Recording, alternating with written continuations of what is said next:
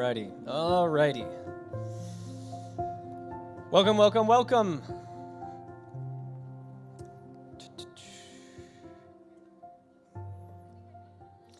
In the spirit of Ecclesiastes, my favorite question, did anybody eat anything delightful this weekend? Yeah, what'd you eat? Same thing we did last time you asked. Oh. We went to Texas Roadhouse and had steak. Oh, Texas Roadhouse got some steak. Man, that place stays packed every time I drive by. It's like, In the afternoon, it wasn't. oh geez, sorry, 1 second. Sarah's iPad's ringing. Let me mute it real quick. I'm borrowing my wife's iPad, that's the danger. Go ahead. No, we just went in the afternoon. It was not too loud and it was really good. Awesome. Anybody else eat anything good this week? Our friend made a pretty legit lasagna last night. Legit lasagna, not the illegitimate lasagna. Well, you know we've been a weekly family. That's right, yeah. Lasagna. Yeah, something about layers of pasta. That just, it's like lasagna. It's like pasta cake almost. You know, like if you could just have like a piece of pasta that was this thick, and it was, but you could just bite through it without it, you know, like being gum almost. You know. Anybody else? One more? Anybody eat anything good? I finished something really good this week. What did you finish? Because Just Pop Popcorn has these big 5-gallon buckets. Oh yeah. Okay, what kind of popcorn? It's the Cheech and Chong, which is Cheech the and Chong. jalapeno cheddar. Jalapeno and cheddar popcorn. All right. See, I've become in my my gut woes, my addiction that I had for about the past year. My 2020 addiction was kettle corn. I kind of go that route, you know. Basically anything. I guess everything I like has sugar on it. So the spicy stuff, it's like what a waste when you could have sugar. Well, how long have you had that? The 5-gallon? Yeah. Usually about a month, maybe. Wow, you're disciplined. Popcorn's hard. It's like the bag of chips. You just go. One bowl a night. That's all. Okay. Hey, look at this. This guy's wise. If anybody, Phil's going to stand up and teach the lesson today, and you prepared, right? Good. Wonderful. Love it. Good food. We need to rejoice in the good things the Lord gives us. Let's pray, and then we'll get into today's lesson. Our Father, thank you for good gifts. Every single one comes from you. Whether it be food, the weather that's been so nice, our families, our homes, our friends, brothers and sisters here at the church, your word that we have always with us, and the hope of eternal life. All these gifts are from your hand, and for that we give you thanks. Thank you. We ask for more now, because you say we can. So we ask that you would give us what we need, because you know it. Give us the Holy Spirit, so that we would understand your word. And give us the newness of life that comes through Jesus, so that we would walk in your truth. Teach us now. We are your children. Amen. All right. This morning, we are going to be in the end of Ecclesiastes 9 through all of 20. There's a lot of text today, so we're going to do some flying at a quick pace through some of this. And the primary question we're asking this morning that Ecclesiastes is drawing our attention to is, what is wisdom worth? What's the value of wisdom? As the preacher throughout Ecclesiastes has made this search in trying to understand life through wisdom, how can I put this thing together? How do I know what to do with my life? You know, these questions of decision and indecision, things that relate to wisdom. How do I understand things? There's points at which in the preacher's argument that seems like, well, wisdom, what's that good for? I can't figure it out. I can't get all the answers I want. However, he comes back to it again and again. Wisdom is valuable, and we're asking how valuable is it and what is it valuable for? So that's the question of the morning. First, we want to ask the question, what is wisdom? And to get there, I want to grab a few examples from you, the class. So would you give me a few examples of either someone that is wise or maybe like a wise saying? What's a wise saying you know? And don't overthink it. It can be Bible or not Bible. Just something that, or even just sounds wise. You don't know if it's wise, but it's like, that sounds like it's wise. Yeah. How about Mr. T's, I pity the fool? Mr. T's, I pity the fool. Okay. Why is that wise? Well, foolishness versus wisdom, right? That's right. That's right. An apple a day keeps the doctor away. An apple a day keeps the doctor away. So, maybe, right? But it sounds wise. That's the sense of a wise saying, right? Why is it wise? You eat healthy. You don't have to go to the doctor. Yeah, so you're figuring something out about life. Like, oh, healthy living likely means not visiting the place where you go typically when you're unhealthy. Yeah. It's not what you know, but who you know. It's not what you know, but who you know. Right? So why is that wise? What's the wisdom in that? Because I kind of feel like I've experienced it. Sometimes that's very true.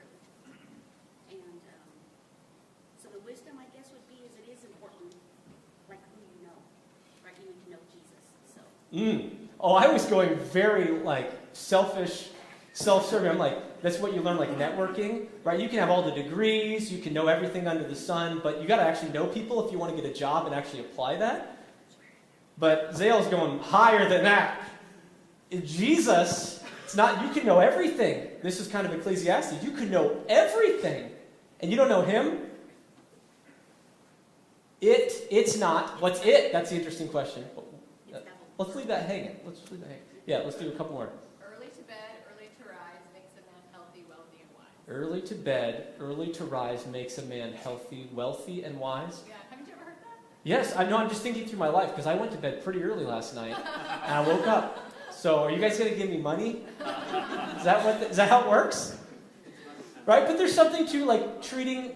Sleep is good for your body. It's going to give you energy to do the work that you can get healthy, wealthy, and wise. Not be lazy, get up, get going. Yeah. Slow to speak, quick to hear, slow to anger. Ooh, slow to speak, quick to hear, quick to... Be slow to speak. Don't be quick. Slow to speak, quick to hear, slow to anger. There we go. Slow to speak, Quick to hear. quick to hear, slow to anger. There's some wisdom in that, right? Of how to use this thing and how to use this thing. Yeah. Last one. Life is like a box. Life? There we go. This is wise.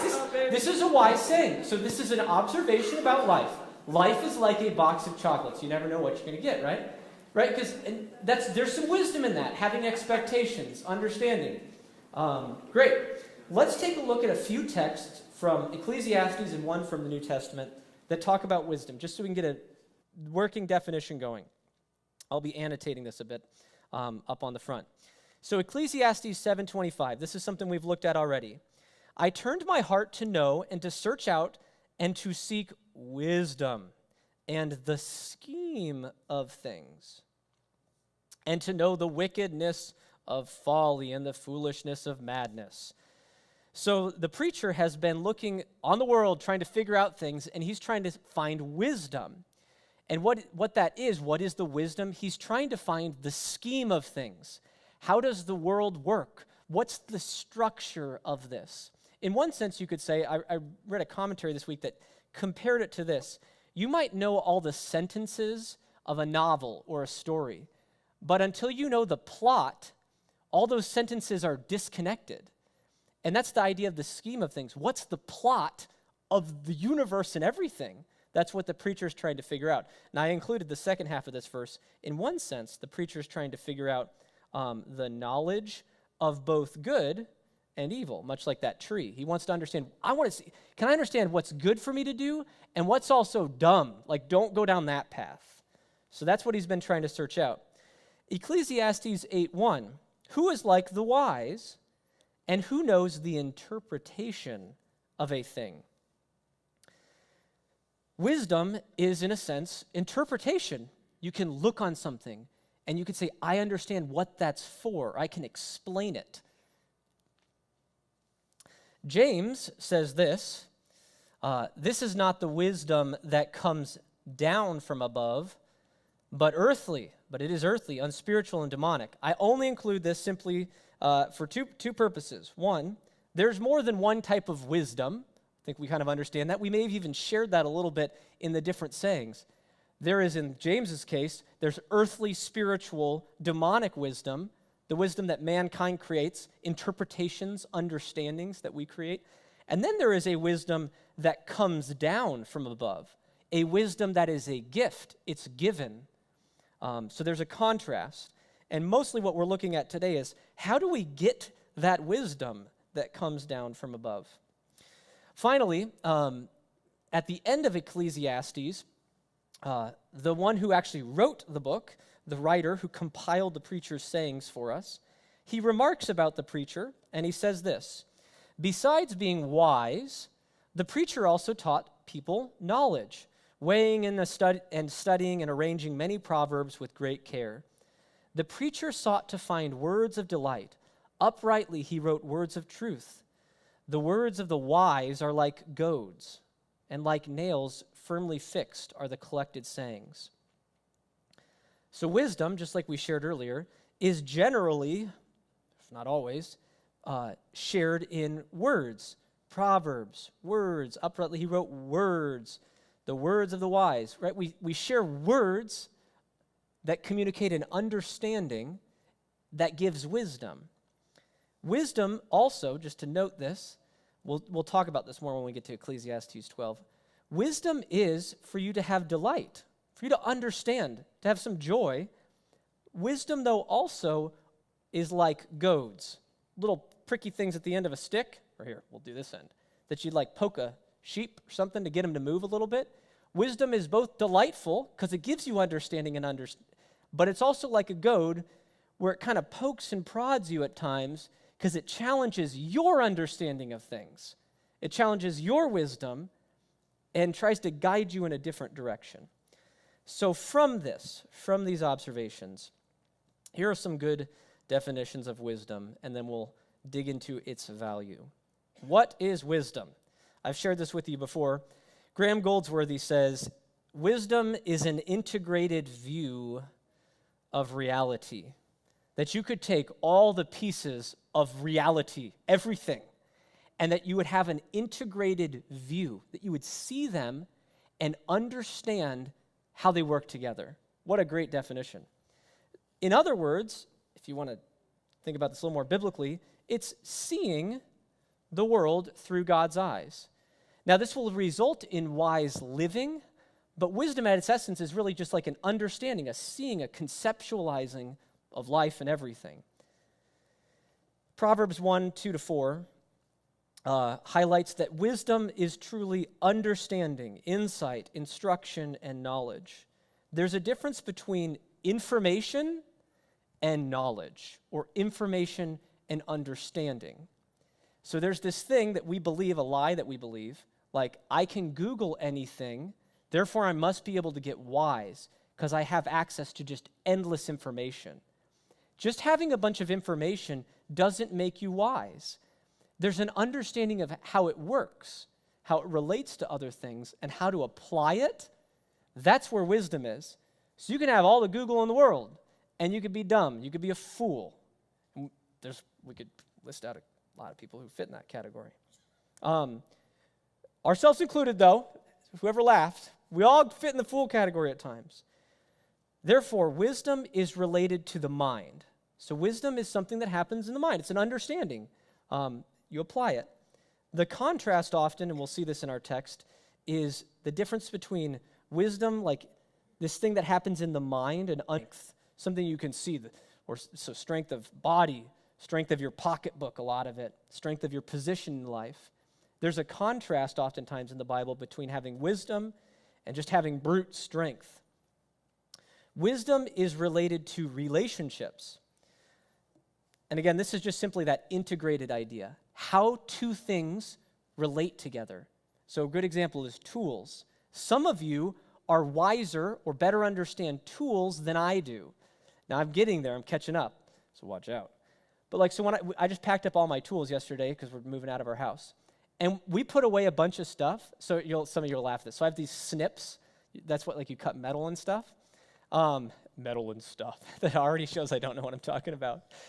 And we had a swing at our house, and we had to tie some rope around the tree, and I couldn't get the rope off. So in my wisdom, I'm like, what can I use to get that rope off?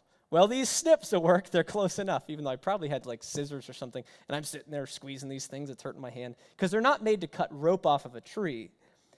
But somebody who's wise understands the relationship between things. I have a problem. I have a tool, or I have tools, maybe I'll put it that way. Which one of these tools or multiple of tools could help me solve that problem? Understand it's relationships. The wise person has the understanding of how to solve that thing with the tool. Ultimately, wisdom is grounded in the gospel. In the gospel. That's because that's where you get to see things through God's eyes. Therefore, wisdom is a conforming of the mind to the gospel. It's understanding and seeing all of life through the lens of what Jesus did, who he is, what he did, what he said. That's a lot. So we'll just think about integrated view of the reality. So we're going to jump into our text now, and the preacher is going to be talking about wisdom. We'll see some of this. And he's going to highlight again how humankind generally undervalues this, like undervalues wisdom. We don't value this as much as we ought. We might say we do, but when it comes to practicalities, like just living life, oftentimes we value other things more highly than the wisdom of God. So let's dig into Ecclesiastes. Again, the question is, what is wisdom worth? I'm going to make a few statements regarding wisdom. They'll be at the top of the screen. So we're going to be in chapter 9, verse 13 to 18 first. Wisdom delivers. So wisdom delivers. The preacher says, I have also seen this example of wisdom under the sun, and it seemed great to me. There was a little city with a few men in it, and a great king came against it and besieged it, building great siege works against it. But there was found in it a poor, wise man, and he by his wisdom delivered the city. Yet no one remembered this poor man. But I say that wisdom is better than might, though the poor man's wisdom is despised, and his words are not heard. The words of the wise heard in quiet are better than the shouting of a ruler among fools. Wisdom is better than weapons of war, but one sinner destroys much good. So there's a city. Big king's coming against it. It's a little city, few people in it. Big, great king's going to come take it. And in that little city, there's an even littler guy, so to speak, economically, maybe value-wise, but he's wise. This poor guy, but he's wise.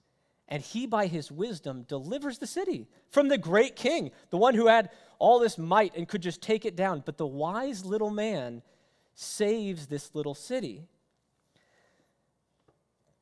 That is good. However, the preacher makes this remark, this observation about life. Far too often, that little guy is forgotten. The wise person who saves the city is forgotten. This is kind of the opposite of how movies like this go. There's a lot of movies that are based on this type of a story where there's this underdog, the little city, the team or whatever, and typically there's an underdog within the team or within the city. Generally speaking, like in a Disney movie, that the little runt kind of or whatever, the black sheep is going to be the one who's the hero at the end and everybody praises them. But generally in life doesn't go that way. Oftentimes that person who's the smart one, the wise one, who helps most, but is often most behind the scenes, just gets forgotten because the big, great, showy, strong guy, he stands out, and people just always flock back to that. They flock back to what they see with their eyes, not what they perceive with their mind. So wisdom is far too undervalued in the world over strength and what we can see with our eyes. Yet, the preacher makes the observation that wisdom delivers. He goes on. Dead flies make the perfumer's ointment give off a stench. Ew. So a little folly, just a little folly, outweighs wisdom and honor.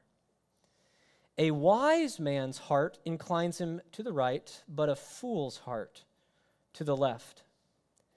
Even when the fool walks on the road, he lacks sense, and he says to everyone that he is a fool. We'll start at the top. So wisdom guides. This is another observation the preacher makes about wisdom, that wisdom guides. It delivers and it guides. So he kind of grabs onto what we saw actually in the text right before this, that you can have wisdom is good. Wisdom is better than, right here. So wisdom is better than weapons of war. But one sinner, just one little sinner, tiny little thing, can destroy a whole lot of good, right? We all know this. Like, you have just like one really bitter friend, and you bring them over to your house to have dinner or whatever. They can really bring the attitude of the room. They just sit around and complain and don't like life, and everybody else just gets sucked into it. That one little thing can ruin a lot of good. And the preacher goes on and makes a similar observation. Little tiny flies can make a perfumer's ointment, something that has this really strong scent, right? Super strong scent. A few dead flies in it can just make it stink, make it rotten. And he makes that point to say just a little bit of folly outweighs wisdom and honor. There might be two senses to what he's saying. In one sense, that a little folly outweighs wisdom and honor, meaning what if you had a scale and saying what weighs more, what's more valuable, what would you pay more for? In one sense, humanity likes a little folly a lot more than wisdom and honor. In another sense, though, just maybe a little bit of folly in your own life or in a community's life can outweigh both wisdom and wisdom and honor. If you notice this too, just one kind of interesting thing that he makes about the text.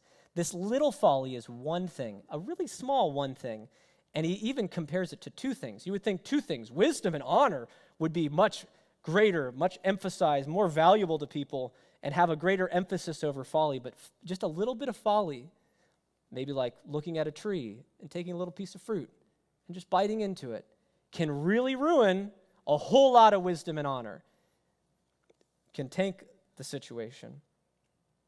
He goes on to describe the difference, the contrast between wisdom and folly.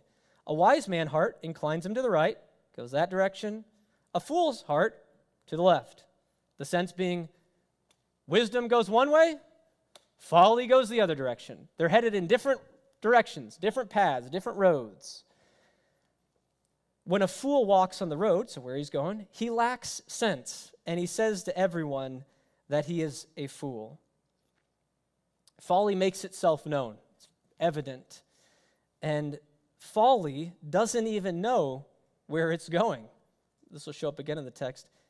Folly just kind of wanders about, oftentimes is instinctual. It lacks a mind. And folly just kind of wanders on the road, doesn't know really where it's going, but all right, we'll go over here. That looks good. And I'll take some fruit over there, and I'll take Bathsheba over here, and I'll, deny Jesus over here. And it just kind of wanders because there's no wisdom. There's no understanding. That's the contrast. But wisdom guides. It sets a path, and it keeps you on it. That's the contrast the preacher's making. Next up, wisdom protects. Wisdom protects. If the anger of the ruler rises against you, do not leave your place, for calmness will lay great offenses to rest. There is an evil that I have seen under the sun, as it were an error proceeding from the ruler. Folly is set in many high places, and the rich sit in low places.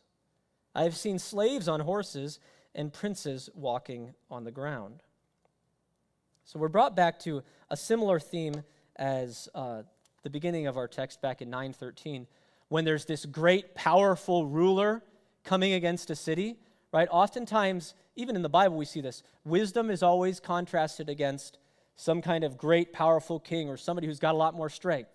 David, Goliath, Jesus, sin, devil, Daniel, and Nebuchadnezzar. There's this contrast oftentimes between wisdom and strength.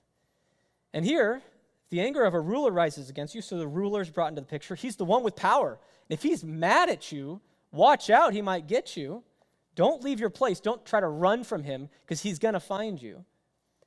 For calmness will lay great offenses to rest. Wisdom, you can appease a king. If anybody knows the story of Daniel, right? Daniel figured out how to break the law and keep his head because of wisdom. It says prudence. He had discretion. He knew how to work within the system. The wisdom was from above. Don't get me wrong. He wasn't some smart guy on his own.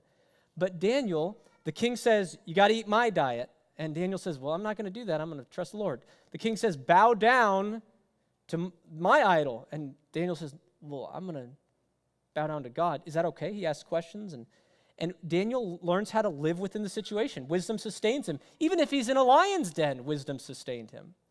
That's the contrast there. Proverbs 16:14 says, a king's wrath is a messenger of death, and a wise man will appease it. Wisdom allows you to know what do you say when you're in that spot where you're in trouble and you can't get out of it. Jesus talked about this with the Spirit. Don't worry on the day that you're persecuted and you have to go before governors and kings and princes, because the Spirit will give you words to say. He'll give you wisdom what to say. So the illustration kind of goes on. There's evil that I've seen under the sun, as it were, error proceeding from the ruler. So we're looking at that king. Here's the problem.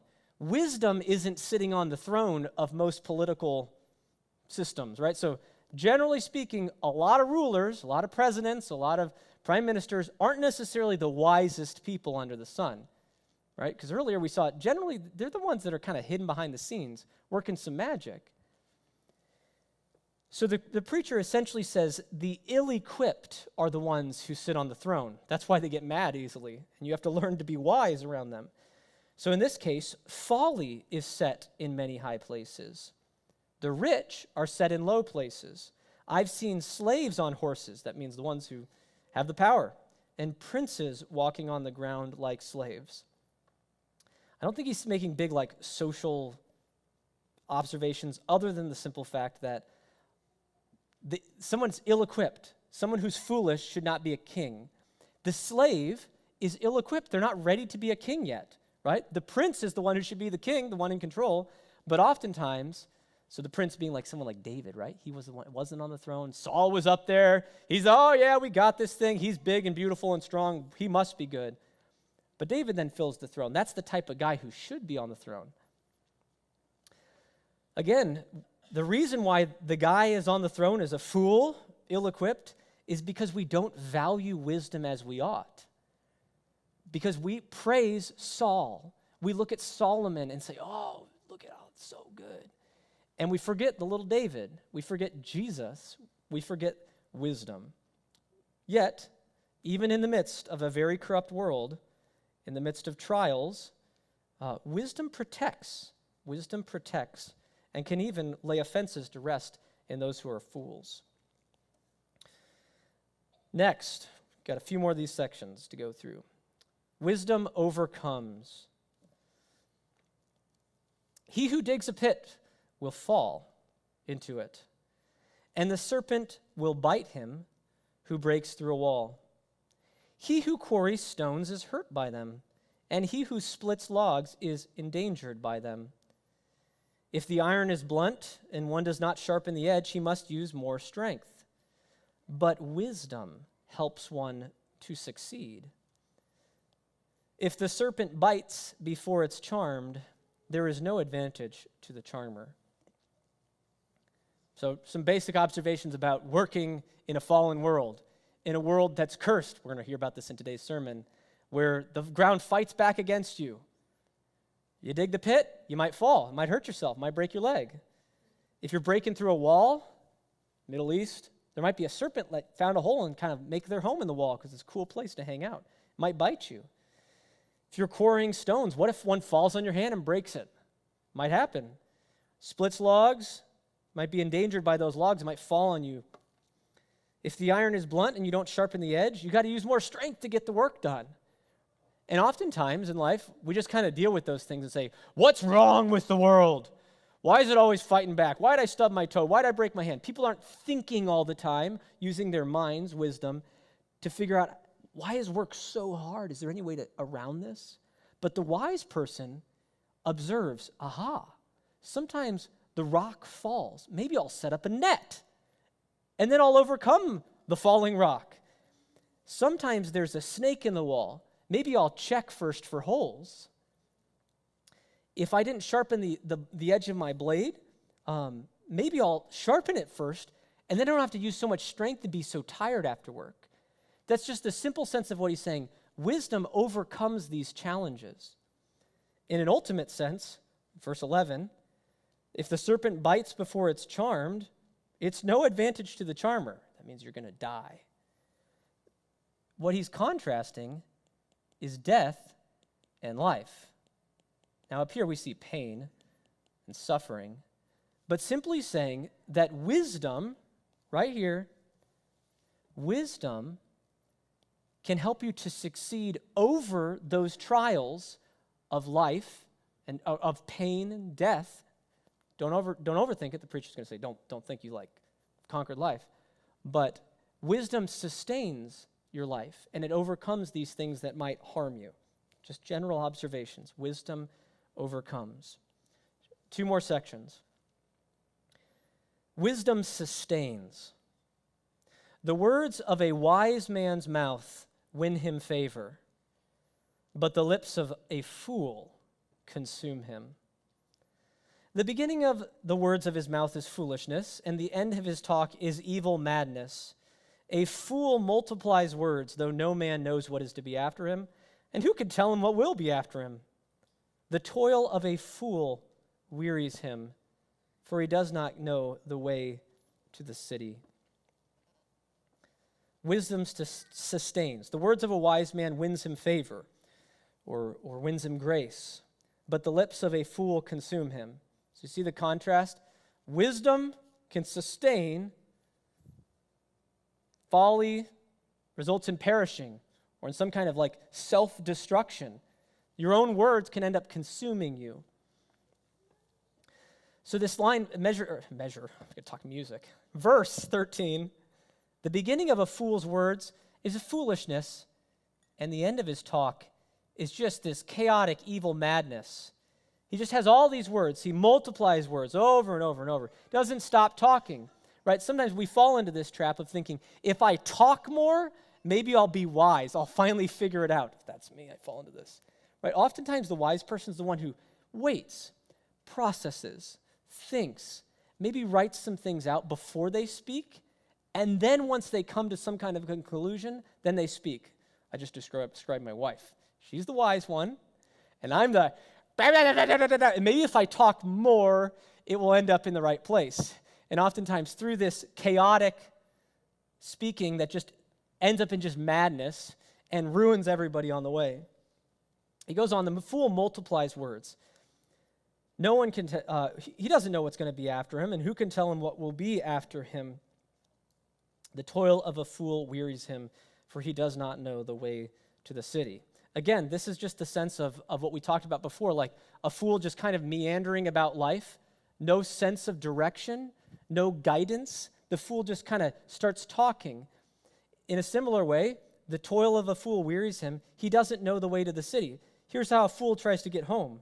He just starts wandering, and I wonder where I'm going to go. I don't know, but if I walk long enough, I'm sure I'll end up there. That's just the sense. It's just instinctual again. Oh, that looks like a good direction. That looks like a good direction. That looks like a good direction. You can see how it's just maddening. Folly is maddening. And eventually, you could see how a life like that would consume you. It would ruin you. It destroys you. It makes you mad. And it might even lead to your own perishing. But wisdom sustains. Wisdom through all of this, again, has a straight path. Straight path. Few words, maybe just a few words here, a few words there, a few words there. But because it's trusting in something above. Last one, wisdom gladdens. Woe to you, O land, when your king is a child, and your princes feast in the morning. Happy are you, O land, when your king is the son of nobility, and your princes feast at the proper time, for strength and not for drunkenness. Through sloth, the roof sinks in. Through indolence, the house leaks. Bread is made for laughter, and wine gladdens life, and money answers everything. Even in your thoughts, do not curse the king, nor in your bedroom curse the rich. For a bird of the air will carry your voice, or some winged creature tell the matter. Contrast wisdom, folly. We'll start with folly. Woe to you. You want to live in a place where the king, anybody vote for like a 13-year-old for president last year, right? Maybe a 7-year-old like Israel, like let's just set up like the youngest we can get. And like, we're not voting for the kid because the kid, this is movies, right? Like the kid who becomes president, you deck out the whole White House with a bunch of toys and games, and you have your own chef. Let's have candy every meal. Are they going to protect you when the nation's in trouble? Are they going to guard you when the nation's in trouble? No way. They're just going to be eating their candy, or they're going to be full. Or in this case, they're going to be drunk, and they're just going to be passed out at home. That's what verse 18 right here is. Through sloth, the roof sinks in. Through indolence, the house leaks. Because you got a kid running the nation. It's all just kind of capsizes, falls apart. Now, I know some of you are thinking this. I don't care, whatever president you think. You think, we've already had that before, and they're like sometimes between 50 and 80 years old. I know, right? Because we don't all grow up. Because he's talking about not just children, he's talking about wisdom and folly. You could be 90 and live a whole long life and still be a fool. He goes on talking about this feasting he mentions earlier. Bread is made for laughter, and wine gladdens life. Money answers everything. The sense is this, the feast, is right. Both kings want a feast. Right? There's a time to celebrate. The bread is for your joy. Wine is for your joy. Read Psalm 104. It talks about God created those things for you to be happy, for you to have joy in life. That's what we talk about our food here. Talk about our crazy popcorn and Texas Roadhouse. But there's a proper time for those things. The fool doesn't understand the timing, and so the moment they have it, they just spend it, waste it, consume it. So, great example, think about people with paychecks. There's no haterade if this is the situation you're in, but you don't necessarily, when you get paid, you don't have to spend it all the day you get paid. Like, I remember this watching some of my friends when I was young. My parents kind of helped me or forced me to save, so that was wise, I think. They taught me wisdom. But I remember kids who, get $120, $150 paycheck, and it's gone within 24 hours. And then they're complaining next week, well, why can't I go out to the movie? Why can't I go get... Because you weren't wise, you didn't use your head, right? You just spent it right away. You can't actually have the joy. The joy was wasted. Here's a weird phrase, money answers everything. I think the sense he's saying is money provides for these things. Money provides for these things. Money is the thing that will meet the demands of your joy or meet the demands of the city. But if you just waste it right away on that feast in the morning, if you just waste it on the bread and get drunk, if you waste it in the wrong places, that's the reason why the roof sinks in. You didn't save the money to fix the roof. You didn't save the money to fix the leaks in the house. You didn't save the money to have Thanksgiving together and celebrate with your family. You just consumed it quickly. However, there is a happy land. Verse 17, happy are you, O land, when your king is the son of nobility. Like, in that sense, again, the man who is equipped, the one who is righteous for the throne, or the right person for the throne. Your princes feast at the proper time for strength and not for drunkenness. If there's a war, you're not like David in his folly, hanging back at home, checking out another girl, right? That was folly. He was feasting at the improper time, and that's why he fell into this whole thing of falling with Bathsheba. The wise person who wants to have a happy land, a happy king, knows wartime is for war. Afterward, we'll feast, we'll celebrate. There's times of fasting, there's times of feasting, there's times of mourning, and there's times of rejoicing, very much like Ecclesiastes 3. The wise person understands that those times exist, and they'll wait for the proper time to feast. They'll wait for the proper time because they don't want to waste it on getting drunk. They want the feast to strengthen them, whether it be the food for their bodies or just the joy for their soul. Verse 20, even in your thoughts do not curse the king, nor in your bedroom curse the rich. For a bird of the air will carry your voice, or some winged creature tell the matter. One last little wise saying in regards to that foolish ruler who's sitting on the throne, the dumb president that you don't like, the false prime minister, your boss that you don't like, who just doesn't get it. A last word for you, he says, because this is for your joy as well. Not just for the king's joy, not just for the land's joy, but for your joy, to gladden your heart. In your thoughts, just internally, don't be cursing the king. Don't talk bad about him. Because if you remember earlier before, he might get mad with you. Because if he finds out, that's not going to go well with you. You start talking about your boss with one of your employees and say, you hear what? That might come back to bite you. That's going to steal your joy. And instead he says, in those quiet places, the places where you think are private, your thoughts, your bedroom, your spouse maybe, just intimate spaces like where it's just really quiet and private, even there, don't waste your breath on cursing those who you think are fools. We already know that it's just going to be proven out they're fools anyway. They show it themselves. You don't need to tell them that. You don't need to tell everybody else. Everybody else will figure it out. Just hold those thoughts back, again, for the sake of your joy, for the sake of your life. Because when you start cursing like that, it might come back and steal your joy. Steal your joy. Whew. How about that for flying through 26 verses or something? Whew. All right. So the question remains. The question remains. With all those reflections, that wisdom delivers, that wisdom guides, wisdom protects, wisdom overcomes, wisdom sustains, wisdom gladdens. So wisdom does all these things. If you have wisdom, it gives. It does things for your life and for others' lives. It can do it for a land's life. It can make a whole land, a whole nation happy. What is its value?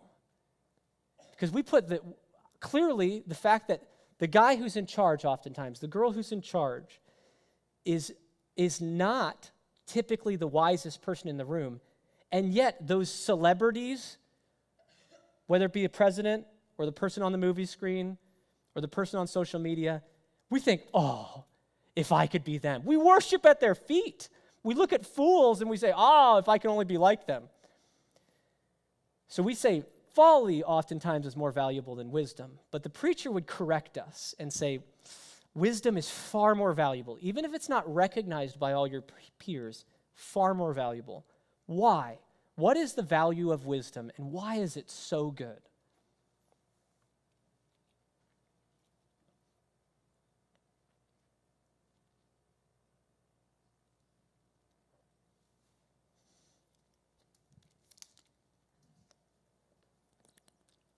Here, let's just answer an easy question. How valuable is wisdom? What might you liken it to? Treasure. How much? That's a good question. Yeah. It's better than gold. Better than gold.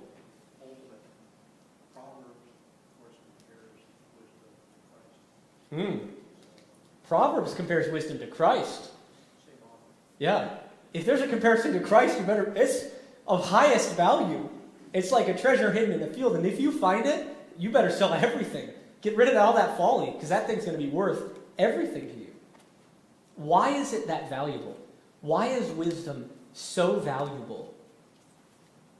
Yeah. I find it interesting that Hevel was not in the text, and I just feel like wisdom is the opposite of Hevel. So Hevel is like you can't grab it, but wisdom is you can't, like it is, there's substance there. Yeah. You see our candles still burning today. Scandalous. I got to blow it out at some point, though. You can watch the smoke later if that's why you come to class. But that's so true, right? So it's interesting. He doesn't say anything about Hevel. Now, he could have said Hevel about fools and all that. This Hevel, the sense of like, life is something that you just can't grasp and get. Wisdom does not. This is what the preacher's been trying to figure out. He's been searching, making his observations, looking around the world, trying to figure stuff out. He says, I'm doing that with wisdom. He's actually using his mind. Wisdom does not allow you to master the universe. You can't do that. Every time you try to do that, it's like a hevel world. You can't grab the smoke. You're chasing wind. Wisdom doesn't mean that you can manage everything and make it work for your good. That's not wisdom. Wisdom doesn't mean if this, then without a doubt this. So like whoever said I'm going to be rich today because I slept. Was that you, Kelly? Yeah. There might be more of a nuanced way of saying that. But there's wisdom in making that observation, and there's wisdom from God in that. We'll look at this in a second. But there's this big contrast, right? It's not mastery of the universe. But there is this sustaining, overcoming nature to it. Anyone else, any other reflections on that? Yeah. It's a hard question to answer because I think there's just so many pieces of it. It's so multifaceted. What is it worth?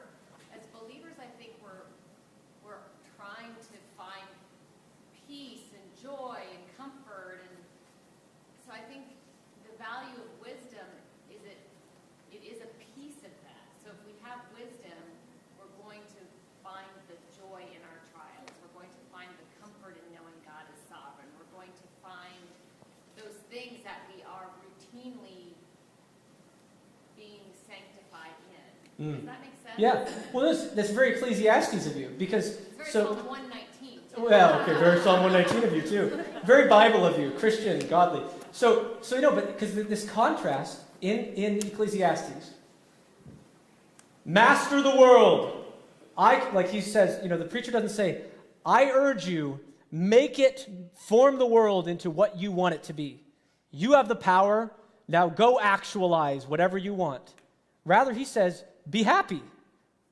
That's his response. Because the wise person realizes you aren't in control, because you understand the wisdom's from above. You're not the one who runs this thing. The wise person comes to terms with that. And then what he commends, if you are wise, is to simply then just find the life in it, find the joy in it. Rather than trying to create life, create joy, you can't. It's given. And the wise person understands what you have right now is already has the ingredients to be enjoyed if you just let go of this chasing after wind. I should take a look really quick at this next text. I got two texts for you that reflect on this. What is wisdom worth? This is from Proverbs. Here's how valuable it is, our treasure, like Christ. Blessed is the one who finds wisdom and the one who gets understanding. So just remember, an idea of like a view of the world, that you see the world somewhat like how God sees it, that you understand the parts all connect into some kind of a whole. You don't necessarily know the whole thing, but you have a sense of it. You're gaining a sense of that. You're happy. That's what blessed means. Favored. Blessed is the one who finds wisdom and the one who gets understanding. Here's how good it is. The gain from her is better than the gain from silver. Her profit is better than gold. She is more precious than jewels. Nothing you desire can compare with her. Just try. Try to desire something, and I'll tell you that wisdom's better. Because God says it. I doubt too. I'm with you in the doubter camp. Long life is in her right hand, and her left hand are riches and honor. Her ways are ways of pleasantness. All her paths are peace. She is a tree of life to those who lay hold of her, and those who hold her fast are called blessed. Again, happy. You have that joy, joy, joy, joy down in your heart. Now, I want to show you this because there's this temptation we say, it says long life.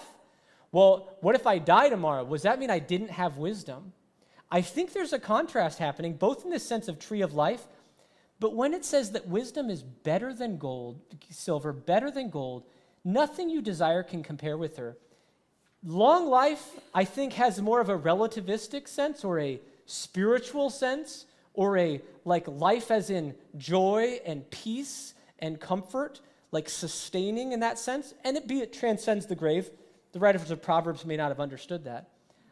It doesn't mean necessarily you're going to live long, you're going to have a bunch of money, but your life is going to be more living. So somebody might live 1,000 years over. This already happened in Proverbs. You might live 1,000 years. If you're wise and you live 10 years, you've experienced far more life than that person who lived 1,000 years chasing wind. You had 10 years of joy and peace and comfort. If you have all the money in Fort Knox, all the gold in Fort Knox, that's nothing compared to wisdom, right? Wisdom is far more valuable than that because it's your means to actually having joy, right? We want gold because we want joy. We think gold can do something for us and make us happy.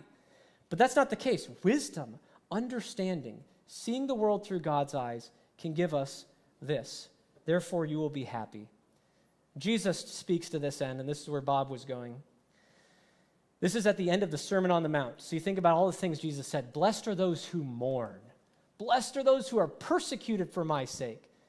Pray the Lord's Prayer. Love your enemies. Do unto the others as you would have them do to you. This wisdom sermon he gives, the Sermon on the Mount. Jesus wraps his sermon up with this.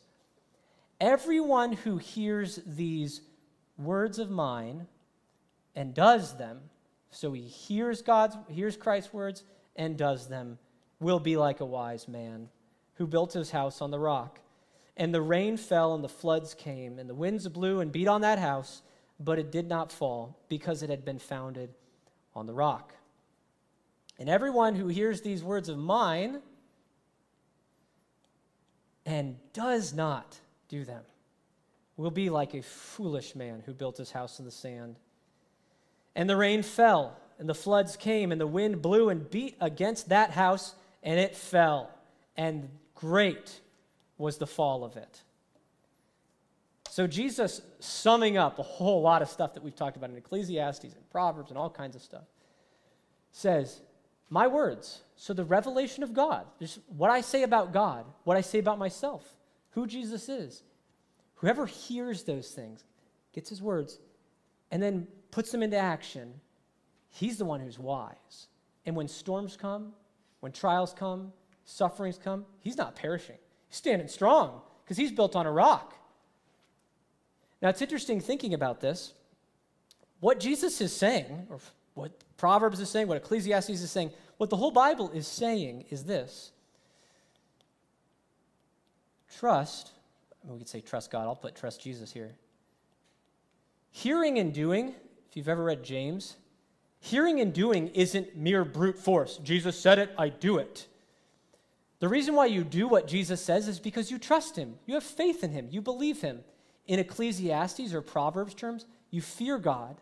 You think, do I know better for myself or does God know better for myself? Let me weigh this really quick. Okay, God knows better.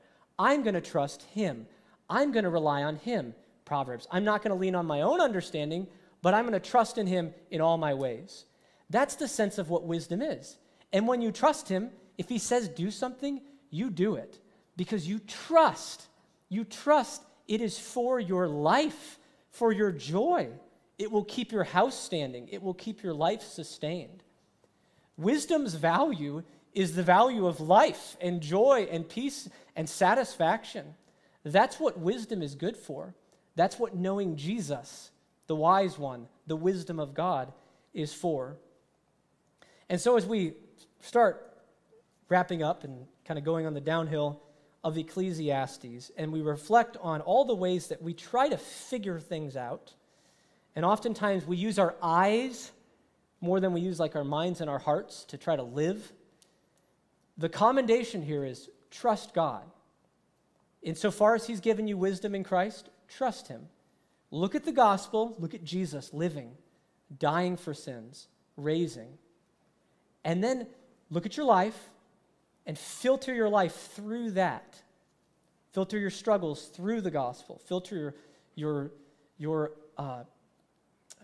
aspirations through the gospel. Filter your relationships through the gospel. And that's where the joyful life is found. That's where just true life is found, or as Jesus would say, abundant life is found. It's found in a life of faith. So wisdom is of ultimate value because Jesus is of ultimate value. Any last remarks from the class? Yeah. One thing that occurs to me is as we read that section of Ecclesiastes, I think there are many elements in there that everyone, regardless Christian or non-Christian, would affirm is just look at some of those things. Oh yeah, refraining from just being a babbler and restraining yourself from just speaking all the time. Ideas of sharpen your tools. There's a sense that everyone around us recognizes that, but we're very quick to see the others folly, but not see it in ourselves. Do you have any comments in terms of why is that so difficult to see foolishness in ourselves, but yet we can readily see it in others as we apply these truisms? I'm trying to make the connection to your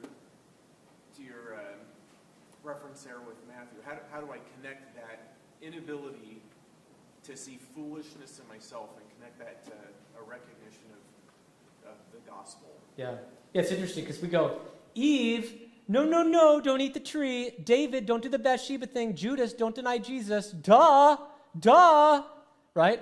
And then you reflect on your day, go home tonight and think, did you just go after that thing you lusted after, like David, Bathsheba, Eve and the tree, or did you kind of keep your mouth shut when you should have spoken, or maybe spoken when you should have kept your mouth shut about Jesus?